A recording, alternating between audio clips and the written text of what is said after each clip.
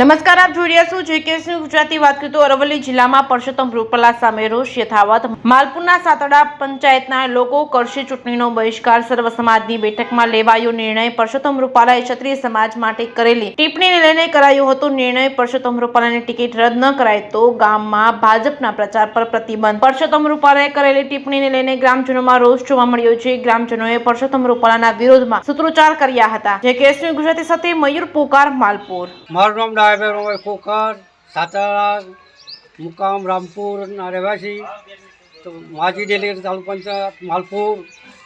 જે રૂપાલા જે બોલ્યા ક્ષત્રિય સમાજના વિરોધમાં, હું એ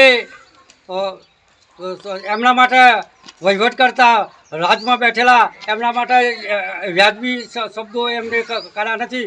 તો હવે પછી એ ભાજપ એમની પાસેથી રાજીનામું નહીં લે હું તો અમે અમારા ગામની અંદર એમને પરિવેશબંધી કરીશું હું, અને કોઈ પણ જાતનું તોફાન થશે એમાં અમારી કોઈ પણ જવાબદારી રહેશે નહીં. એ ઉપરના ભાજપના મોવડી મંડળે નોંધ લેવા વિનંતી. જય ભવાની, જય ક્ષત્રિય સમાજ.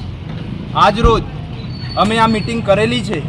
ક્ષત્રિય સમાજ ટોટલી 18 વરણ અમે ભાજપનો સખત વિરોધ કરીએ છીએ.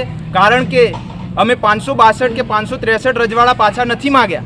અમે ખાલી રૂપાલા સાહેબનું નિવેદન હતું કે બેટી વ્યવહાર કર્યો છે, અને એ બેટી વ્યવહાર કર્યો કે ના કર્યો એ રામ જાણે છે, બરાબર. પરંતુ તમે રૂપાલા સાહેબની ટિકિટ પાછી નથી ખેંચી શકતા તો અમે ભાજપ વિરોધી નારેબાજી કરીશું અને ભાજપનો સખત ગામમાં વિરોધ કરીશું. એટલે અમારા સાતડા પંચાયતમાં બધા સમાજ અમારી સમક્ષ છે.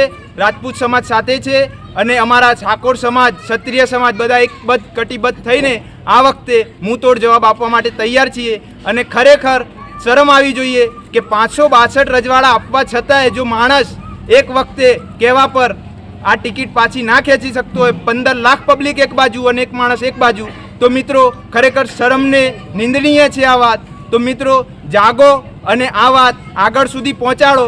અને મારા સમાચાર ભાઈઓને નમ્ર અપીલ છે કે તમે અમારો સાથ સહકાર આપો અને આ વિડીયો આગળથી આગળ પહોંચાડો. અને અમે સખત અમારા ગામમાં ભાજપનો બહિષ્કાર કરીએ છીએ અને બહિષ્કાર કરીએ છીએ. જય જય ભવાની, જય ભવાની. રૂપાલા રૂપાલા, હાય હાય. રૂપાલા હાય હાય. રૂપાલા, હાય હાય.